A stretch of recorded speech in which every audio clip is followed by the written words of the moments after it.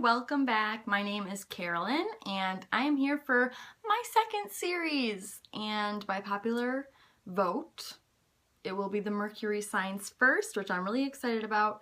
I think it is going to be an interesting topic. Everyone has a Mercury sign, everyone knows their rising sign.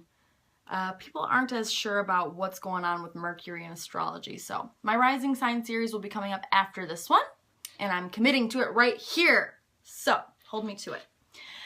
This series is about Mercury, so I wanted to do a little intro video that kind of goes over what Mercury means in astrology and also what it means when it's retrograde.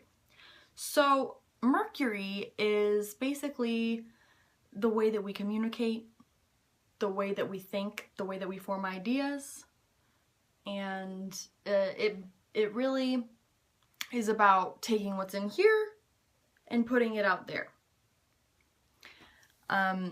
It's about perception, how you perceive things, how you reason things, logic, problem solving, and even really boring things like your handwriting, how you write. That's not boring, but how you write, how you speak, how you communicate, public speaking, creative writing, reading, basically anything that stimulates the mind, makes you think, makes you form ideas, and also how you communicate those ideas, or how you don't, depending on where your Mercury sign is. So, Mercury, it is February 12th, 2015, and Mercury just went direct in Aquarius.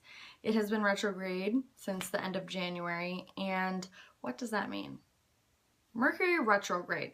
And you might have this in your natal chart. In these following videos, I'm not going to specifically talk about what it means in that sign if it's retrograde, but just apply the following videos, but in a more internalized way. Whenever Mercury goes retrograde, which basically means that from Earth, it looks like Mercury is going and starts going backwards. So let's say it's at 19 degrees Aquarius, it starts going 18, 17, 16, whereas normally it's going forward. It's got a lot of bad press and it can be a pain, but it's actually not that bad at all. It's just a completely different energy. It's a very special kind of Mercury to have. It's very, I said internalized, but what I mean is you have to go inside yourself and kind of review all the different things that you've thought, all the different things that you've said, all the different plans that you've made. You go back, you double check, you triple check.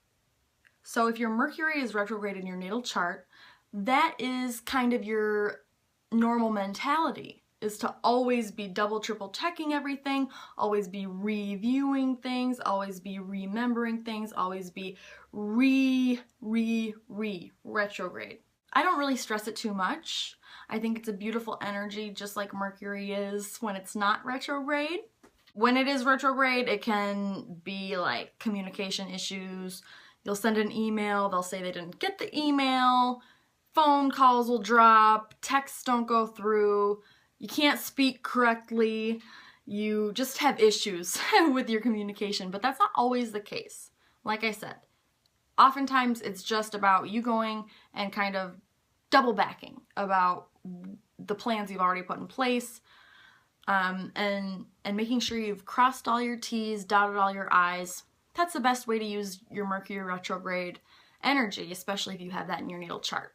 So, from that, I'm going to start my Mercury series. I hope you enjoy.